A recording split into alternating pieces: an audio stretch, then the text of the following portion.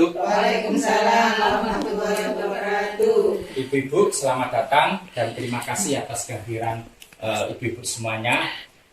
Ibu-ibu membawa form komitmen. Ya. Tolong dilihat ya Bu, form komitmennya. Nah, ibu-ibu, apa yang sudah dipelajari dari pertemuan sebelumnya? Permasalahan stunting. Nah, ibu-ibu, apakah rencana yang ditulis di tabel janji diri tadi, apakah sudah diterapkan? Ya. Kira-kira ada tantangan nggak? Ada. Barangkali ada dari salah satu yang bisa menyampaikan, barangkali Bu Sumaina. Iya Pak. Supaya apa ya? Sepenuhnya minta dukungan untuk tidak dicuekin. Oh ya. Jadi tantangannya itu Bu ya, ibu hamil ternyata dicuekin sama suami gitu Bu ya. Iya. Oh ya. Jadi ibu-ibu, tujuan kita pada pertemuan kali ini yakni ada 3. Yang pertama, pentingnya dukungan keluarga dan masyarakat terhadap ibu hamil. Dan yang kedua, mencari informasi yang tepat untuk mendukung ibu hamil. Yang ketiga, menyeleksi informasi mengenai kehamilan. Itu tujuan dari pertemuan kita pada pagi hari ini. Ibu-ibu, kita lihat dulu ya. Nah, kalau saya ngomong ibu hamil, jenengan harus ngomong mari kita dukung. Ye? Nah, coba kita belajar dulu. Ibu hamil, Mari kita dukung. ya sekali lagi. Ibu hamil, Mari kita dukung. terima kasih, tepuk tangan untuk kita semuanya. Ibu-ibu, kira-kira ada nggak ibu hamil di pertemuan kita? Ada nggak ibu-ibu yang hamil pada ini? Nggak ada.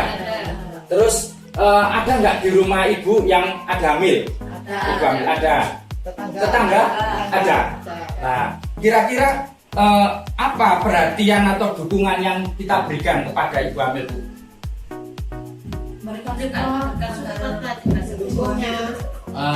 Memberikan support agar ibu hamil Selalu sehat. betul, terima kasih Bu. Memang betul Bu ya. Jadi seperti itu, ibu hamil harus kita dukung agar janin yang dikandungnya itu sehat, nanti kelahirannya pun sehat, terus kemudian tidak stunting. Ibu-ibu, kira-kira ada, semuanya kan pernah hamil ini Bu. Nah, kira-kira pengalamannya gimana? Ibu pernah hamil, anaknya berapa Bu? 3. Nah, kira-kira waktu hamil gimana Bu? Ada mual gitu Bu ya. Terus pusing, capek, sedikit capek, ya. Sering marah, ya. Jadi itulah yang dialami oleh ibu-ibu hamil.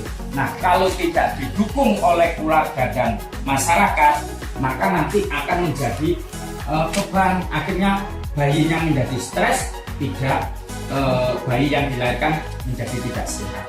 Nah, ini perlu dukungan kita. Ibu-ibu, sekarang kita diskusi ya. Kita bentuk 2 kelompok. Nah, kelompok 1 dan kelompok 2 nih, Bu Harti, Ibu, ini kelompok 1, Bu Sumaina dengan Bu kelompok 2. Nah, saya kasih soalnya Bu ya. Kelompok 1, kelompok 2, silakan didiskusikan Bu, monggo diskusikan. Bu, sudah didiskusikan. Nah, coba kita presentasikan hasil diskusi semuanya. Coba kelompok 1, monggo siapa yang menyampaikan? Monggo Bu. Apa yang dilakukan ketika ada anggota keluarga yang seperti ini? Keluarga dan masyarakat perlu memberikan dukungan sepenuhnya kepada ibu hamil agar ibu hamil melaksanakan kehamilannya dan anak terlahir sehat, cerdas dan tidak stunting. Iya, Terima kasih, tepuk tangan dulu Bu. Ya. Berikutnya kelompok 2 bisa dipresentasikan. Monggo Bu. Apa yang dilakukan ketika ada ibu hamil di masyarakat? Yaitu supaya tidak mengucilkan ibu-ibu yang lagi hamil atau bully ibu hamil. Seharusnya diberikan dukungan agar bayi yang dikandung sehat, cerdas, dan tidak stunting. Ya. Betul sekali Bu. Terima kasih tepuk tangan. Ibu-ibu, jadi kalau ada ibu hamil di tempat ibu-ibu semuanya atau tetangga, kita dukung Bu, jangan dibully. Oh itu kok apa metengan, metengan. Nah, akhirnya kan menjadi beban. Akhirnya kalau sudah beban, stres, bayi yang dikandung tidak bisa berkembang, akhirnya lahir menjadi tidak sehat dan bisa mengakibatkan stunting. Nah, ibu-ibu, barangkali ada yang disampaikan lagi Bu? Ada tambahan?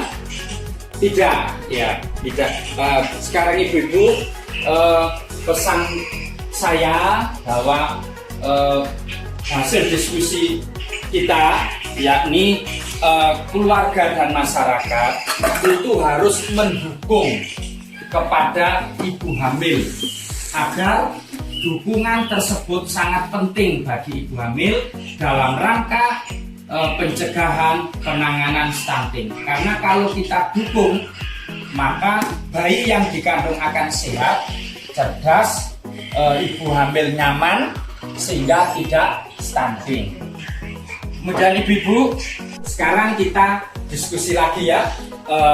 Pada kali ini diskusi kita tentang membahas informasi kehamilan yang diperoleh dari berbagai pertemuan di lingkungan masyarakat, ya, atau diperoleh dari media sosial. Nah, ini sangat penting ibu-ibu.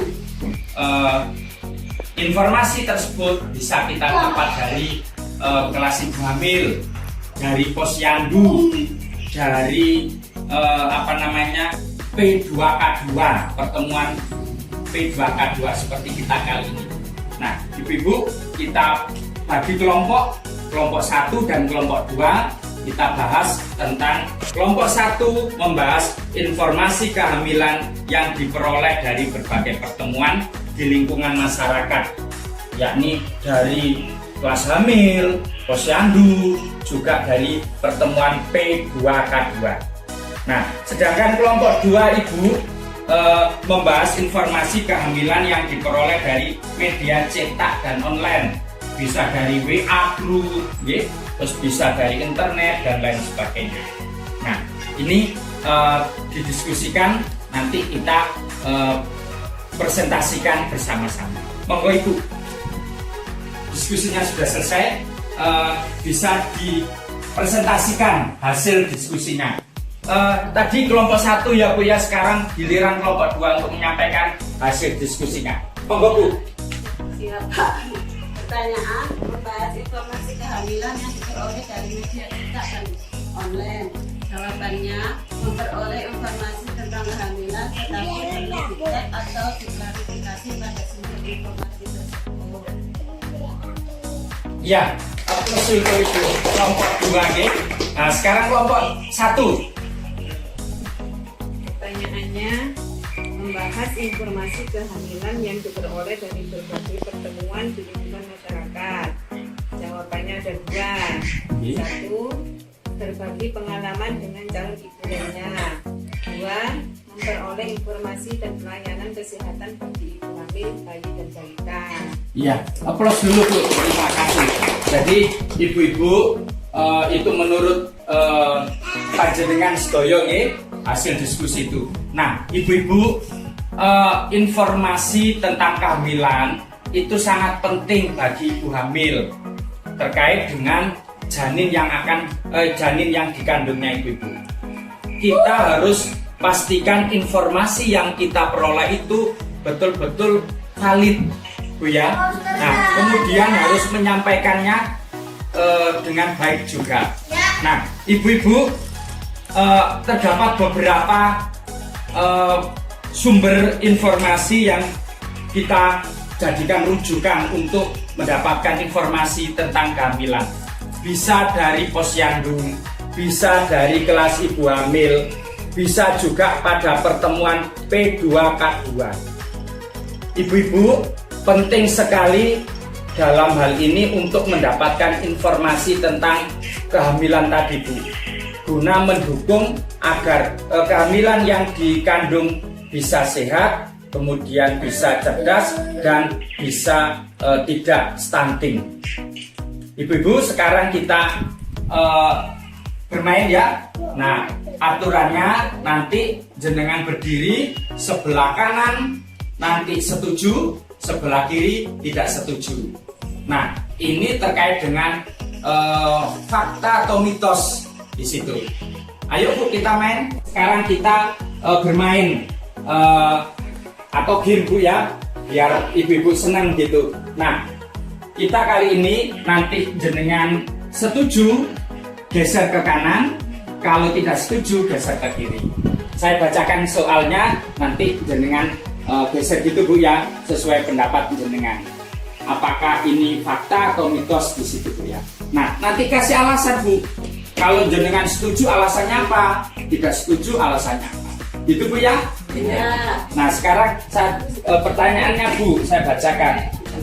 Ibu hamil tidak boleh makan telur dan ikan karena berbau amis. Setuju apa mboten Bu? Tidak setuju. Tidak setuju. Geser ke kanan. Nah, kenapa Bu kalau tidak setuju? Karena telur kan mengandung protein, dan ikan itu kan harus banyak makan ikan supaya khas. Iya, tepuk tangan dulu. Pertanyaan kedua, ibu hamil boleh berhubungan intim. Setuju apa mboten? Setuju. Alasannya Bu? Kadang-kadang itu Misi Pak, misi. Supaya kelahiran lancar. Terima kasih. Yang ketiga, ibu-ibu, ibu hamil tidak boleh banyak aktivitas untuk menghindari keguguran. Setuju? Kenapa Bu? Bu Dati barangkali? kalau saya tidak Pak, iya harus sehat bergerak. Kan membutuhkan Tergantung asalnya nggak capek-capek. Loh, gitu. Terlalu capek. Tidak terlalu capek, boleh beraktivitas gitu Bu. Iya. Nah, kalau Bu Dati tadi setuju? Kandungan lemah ngeten iku nak terancam. Kalau kandungan lemah, ya, jadi tidak boleh bergerak. Jadi ibu-ibu masih banyak mitos ya Bu ya yang ada di masyarakat. Padahal tadi ikan itu penting tadi, saya setuju. Perlu ada telur dan ikan, itu penting untuk bayi tadi ya Bu ya. Itu kayak gini loh Pak, kalau orang tua itu bilang nggak boleh makan telur, katanya biar nggak bunyi rinting. Nah, seperti itu ya. Iya. Jadi tepuk tangan untuk kita semua. Sekarang bisa duduk lagi. Jadi ibu-ibu, kesimpulannya ibu-ibu, ibu hamil ya, ibu hamil dan anggota keluarga perlu bijak dalam memilih dan memilah informasi. Kemudian yang kedua, beberapa sumber informasi ibu sudah dimiliki oleh ibu hamil, misalkan di KMS Kartu Menuju Sehat, di di buku KIA, Kartu Ibu dan Anak di situ. Di situ ada banyak informasi. Nanti bisa dibaca di situ. Dan yang ketiga, untuk memastikan informasi tepat atau tidak, dapat bertanya pada saat mengikuti posyandu. Jadi kalau jenengan di situ informasi masih ragu-ragu, jenengan bisa tanya kepada siapa? Kepada petugas kesehatan, bisa bidan atau perawat pada saat kegiatan posyandu. Dan yang ketiga, ibu hamil dan keluarga dapat mencari informasi dari sumber yang terpercaya. Jadi cari informasi ke sumber yang terpercaya Bu, bisa ke pemerintah dan lain sebagainya. Nah, ibu-ibu, jenengan tuliskan rencana terkait materi ini, rencana tersebut pada kertas Bu ya, di tabel diri itu, dan janji diri, dan ditulis di situ Bu. Ya, monggo ditulis Bu. Sudah? Nah, kalau sudah, ini tabel janji dirinya dikumpulkan ke saya Bu, tabel janji diri. Ya, ini kalau sudah ditulis ini. Ya. Kertasnya itu bisa dibawa pulang.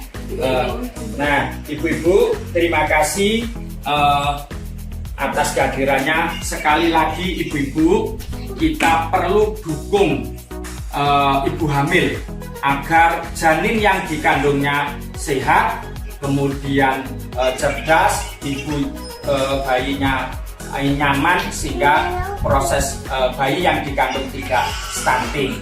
Kemudian yang kedua, di dalam mencari informasi, sumber informasi harus ke yang terpercaya, sumbernya ke yang terpercaya, bisa ke petugas kesehatan, kemudian ke pemerintah, dan lain sebagainya. Seperti itu ibu-ibu, dan terima kasih ibu-ibu telah menghadiri pertemuan pada sesi modul 3 sesi 2, mendukung atau mencari informasi yang tepat. Dari saya cukup sekian. Terima kasih. Assalamualaikum warahmatullahi wabarakatuh. Waalaikumsalam warahmatullahi wabarakatuh.